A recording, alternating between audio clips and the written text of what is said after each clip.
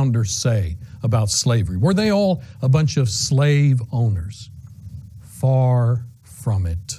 Far from it. In fact, I would suggest to you that even as we have been lied to in the last 50 years by those who have been presenting to us in schools and so forth a refurbished view of our history, even so we have been lied to on this point as well. Let me show you a document that comes straight from the Library of Congress, loc.gov. It is in fact the Annals of Congress. You can go to loc.gov and see these with your own eyes. This is in the Annals of Congress for October of 1774. This was when the First Continental Congress met. They were trying to put together what they called a plan of association. That's the means by which all 13 colonies could come together and associate themselves together. Notice on Thursday, October 20th, 1774, they completed the association and all of them signed it. Article 2 says, "We will neither import nor purchase any slave imported after the first day of December next, after which time we will wholly discontinue the slave trade and will neither be concerned in it ourselves, nor will we hire our vessels, nor sell our commodities or manufactures to those who are concerned in it." Question, were you ever shown that information in school, either high school or college? Of course not. But the founders, when they first met at the very beginning, addressed the question of slavery. And it is obvious, at least, that a majority of them were opposed to slavery. Then I'd like for you to set your eyes again upon an original document that you can see at loc.gov. It is in fact an early draft of the Declaration of Independence. Remember, Thomas Jefferson put together the first draft, and then it was gone over with a fine-tooth comb by the founders en masse as a bulk. And in this early draft of the Declaration, Thomas Jefferson included this paragraph. "He," that is King George III, "has waged cruel war against human nature itself, violating its most sacred rights of life and liberty in the persons of a distant people who never offended him, captivating and carrying them into slavery in another hemisphere, or to incur miserable death in their transportations thither. This piratical warfare, the opprobrium of infidel powers, is the warfare of the Christian King of Great Britain. Determined to keep open a market where men should be bought and sold, he has prostituted his negative for suppressing every legislative attempt to prohibit or to restrain this execrable commerce." That is a direct reference to the fact that several attempts had been made by the colonies to cease slave importation. Determining to keep open a market where men should be bought and sold, and that this assemblage of whores might want no fact of distinguished dye, he is now exciting those very people to rise in arms against us, and to purchase that liberty of which he has deprived them by murdering the people upon whom he also obtruded them, thus paying off former crimes which he urges them to commit against the lives of another. In every stage of these oppressions, we have petitioned for redress in the most humble terms.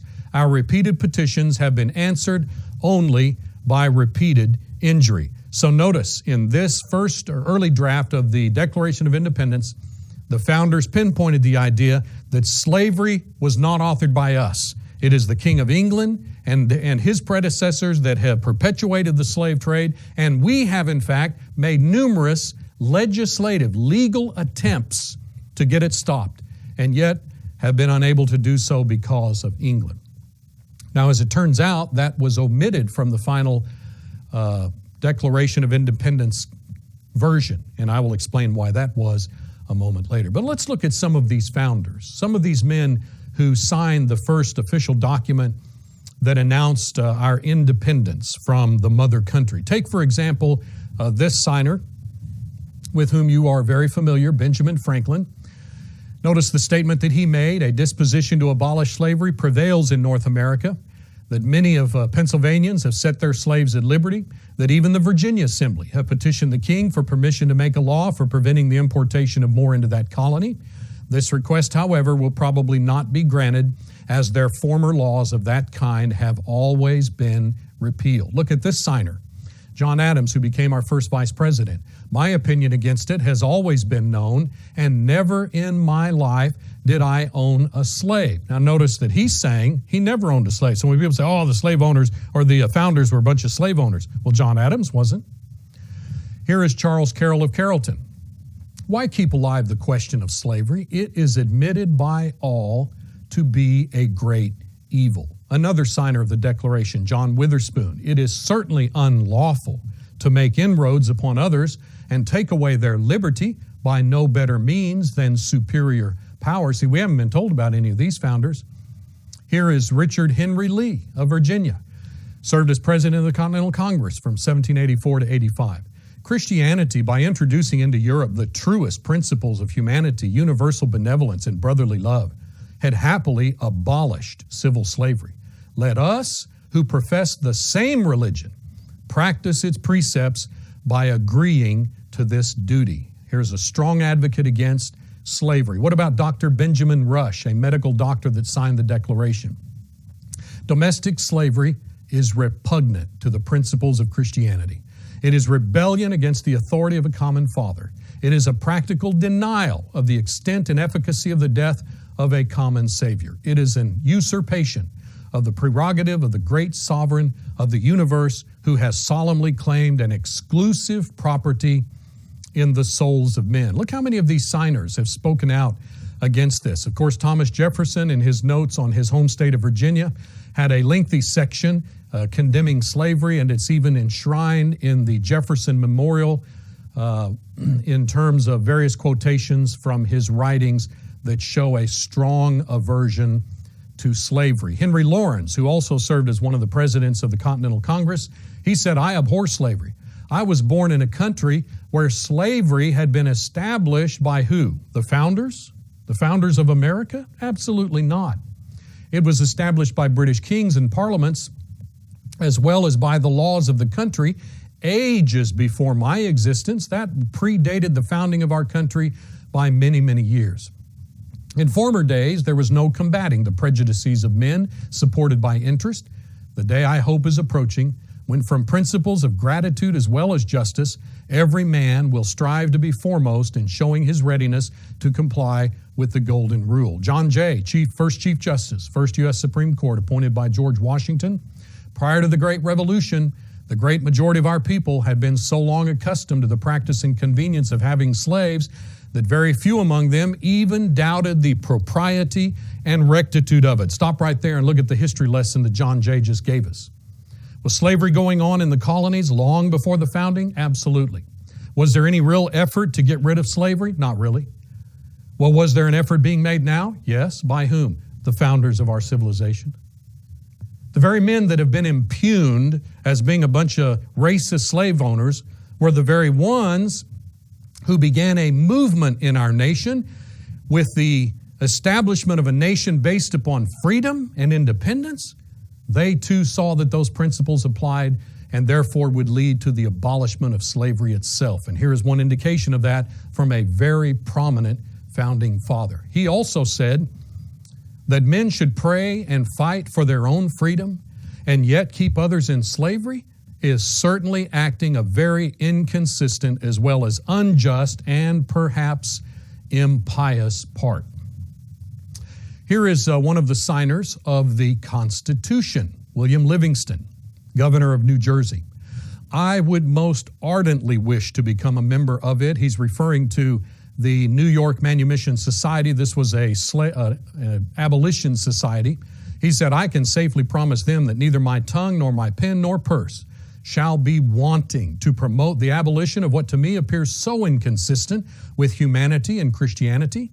May the great and the equal Father of the human race, who has expressly declared his abhorrence of oppression and that he is no respecter of persons, succeed a design so laudably calculated to undo the heavy burdens, to let the oppressed go free, and to break every yoke. Another signer of the U.S. Constitution, James Wilson, also served on the U.S. Supreme Court. Slavery, or an absolute and unlimited power in the master over life and fortune of the slave, is unauthorized by the common law.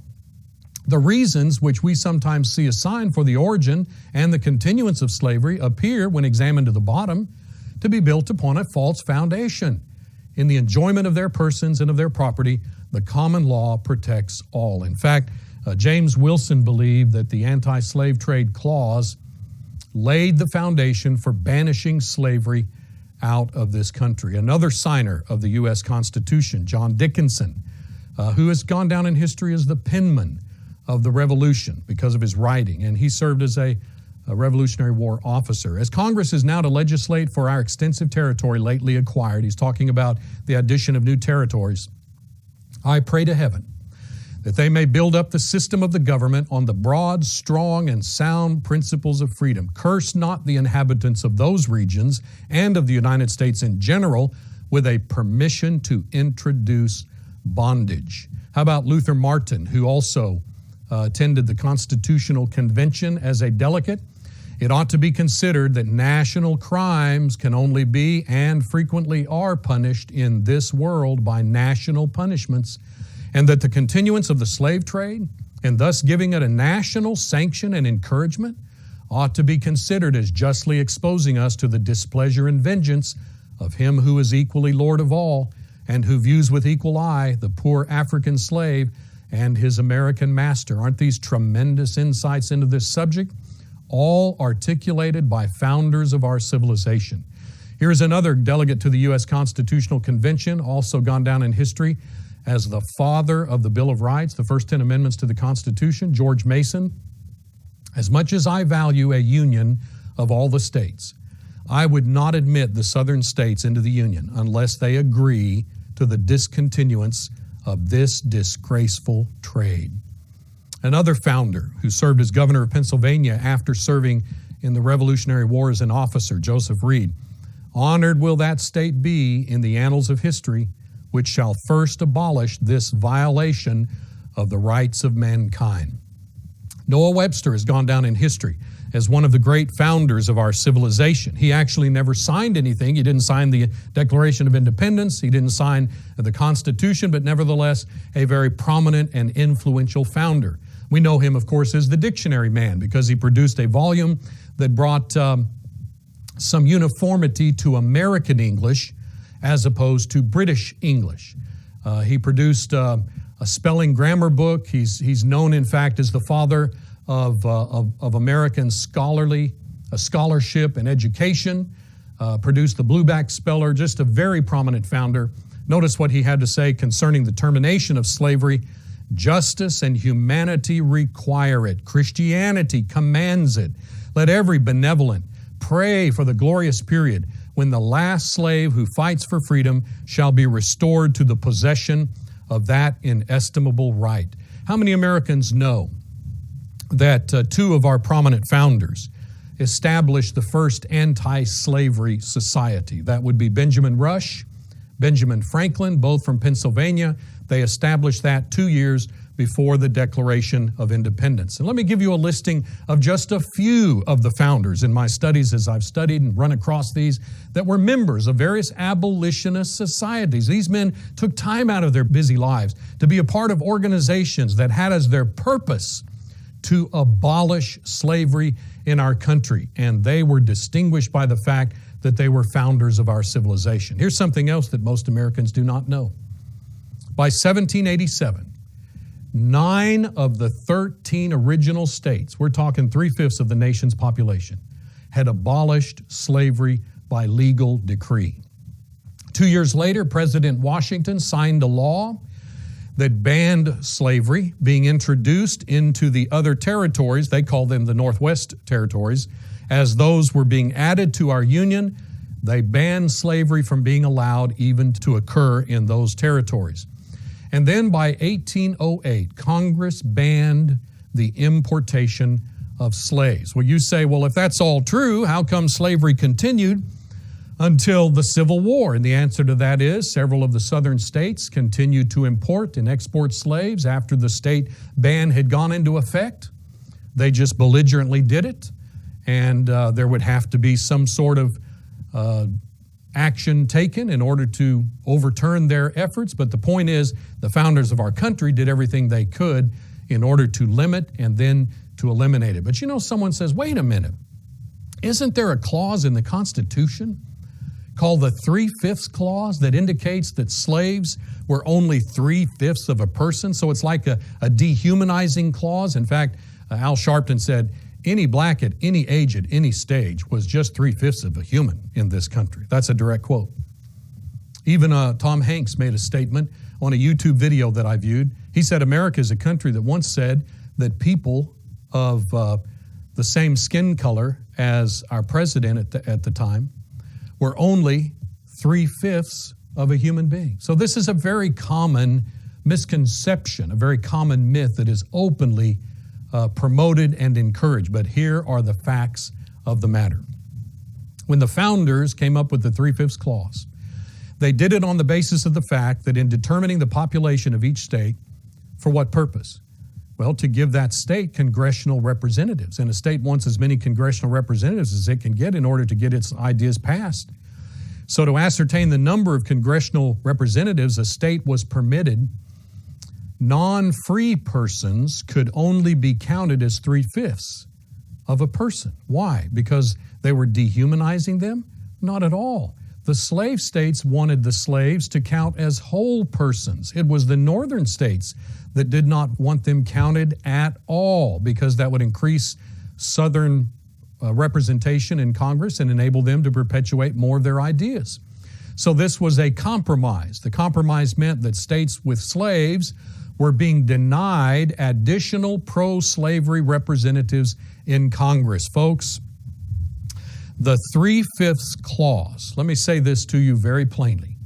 The 3/5 clause was an anti-slavery provision, not a dehumanization of anybody. So we've been told false information about that.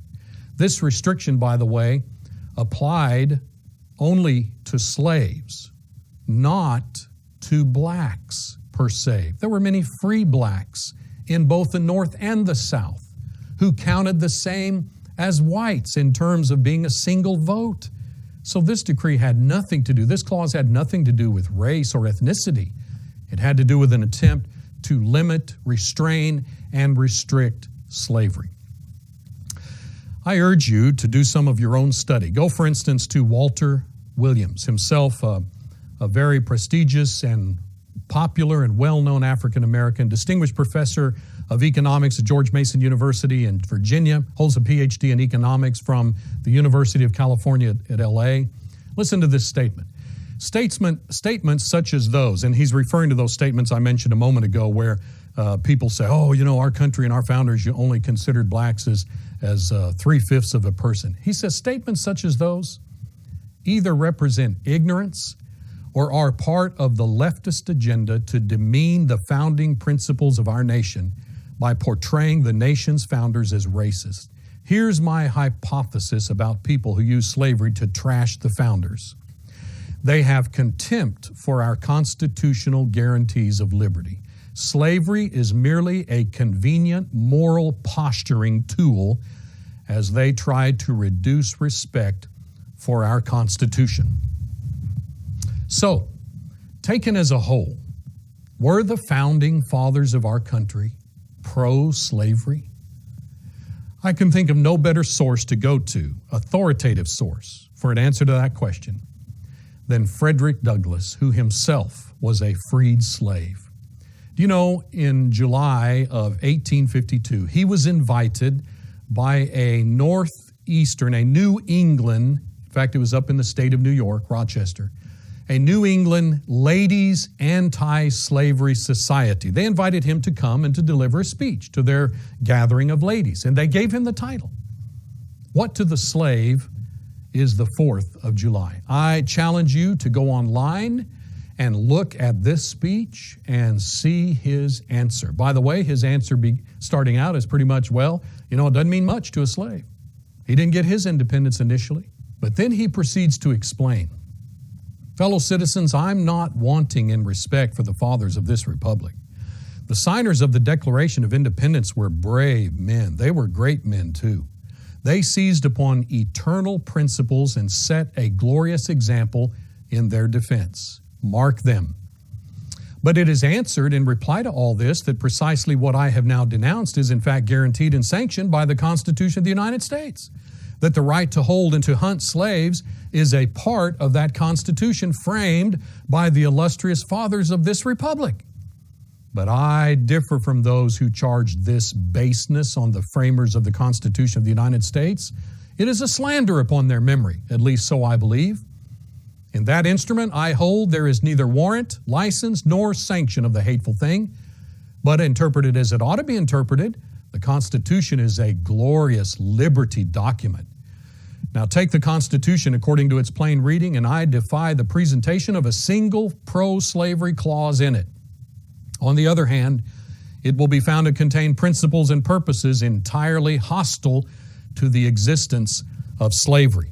Interestingly enough, at the very beginning of our country, there were many influential and famous African Americans who openly spoke out on this subject and who were part of the attempt to eliminate its existence to the extent that it existed. Take, for example, a gentleman by the name of Richard Allen.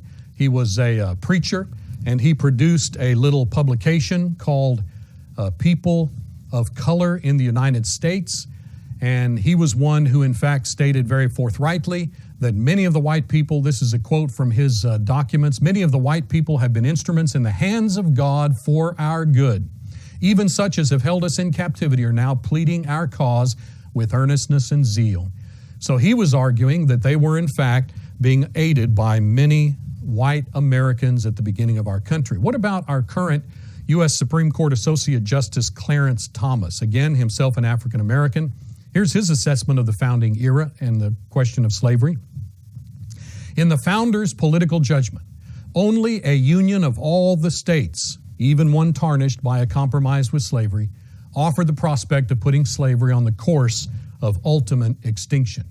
In other words, the founders made the political judgment that, given the circumstances at the time, the best defense of the Declaration's principles and, ironically, the most beneficial course for the slaves themselves was to compromise with slavery while at the same time establishing a union that at its root was devoted to the principle of human equality. We can question whether they were right in that judgment. I happen to think they were, without calling into question their devotion to the principles they articulated. So notice, Clarence Thomas argued that they had to make a decision so that they could have unity, so that they could win their independence and then address slavery. You may not agree with that decision, but you cannot question their morality, the fact that they themselves were opponents, ardent opponents of slavery. Let me call your attention to another excellent authority in our country, an American economist, social theorist, Thomas Sowell. If American society and Western civilization are different from other societies and civilizations, it is that they eventually turned against slavery and stamped it out.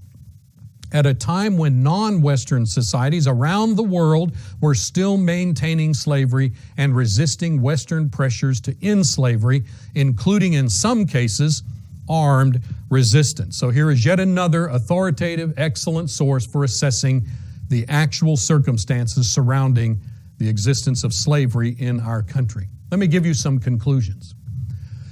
The fact of the matter is, many delegates at the very beginning of our country, when they were trying to determine their independence and so forth, many of these individuals were openly opposed to slavery. So far as I can tell, Georgia and South and North Carolina threatened to cease their participation with the other founders if the question of slavery were addressed at that time. And so the founders realized, if we don't get our independence, if we don't break loose from England, slavery is going to continue in these states. And therefore, our best hope of ending slavery is to gain our independence. Consequently, they saw a strong union of all of the colonies as the only means of achieving liberty, and then they in turn set into place means by which Congress could end the slave trade after 20 years. Do you know no nation in Europe or elsewhere had agreed to such political action? So when someone says, I want the founders all a bunch of racists and so forth, well, right off the bat, we need to understand only 3 of the original 13 colonies You put that to the pen, that's 23%. It's not fair to brushstroke the founders. Indeed, these observations and conclusions, slavery was imported into the colonies nearly 200 years before 1776. And indeed, the majority of the founders opposed slavery and attempted to discourage and minimize and eliminate it. They believed, in fact, that the principles that they built into the founding documents would end it. That, I believe, is a more accurate view of our history with regard to slavery. Now, let me ask you one question before we close. It's easy for us to sit back in our day and say, well, if I had been there, I think these men were wrong. I sure wouldn't have put up with it. Really? You and I would not have put up with it? We would have put an end to it? We would have done whatever it takes to stop it? Do you know a true answer to that question can be gleaned in your mind by answering this question? Then I think you'll get a fair representation culturally in a parallel contextual situation. What are you doing right now about the 50 million babies who have already been slaughtered in our country since 1973? What are you doing about that? May I kindly suggest that the extent to which we are being politically active and involved and socially involved in eliminating this atrocity is about the extent that we would have been involved in eliminating the other.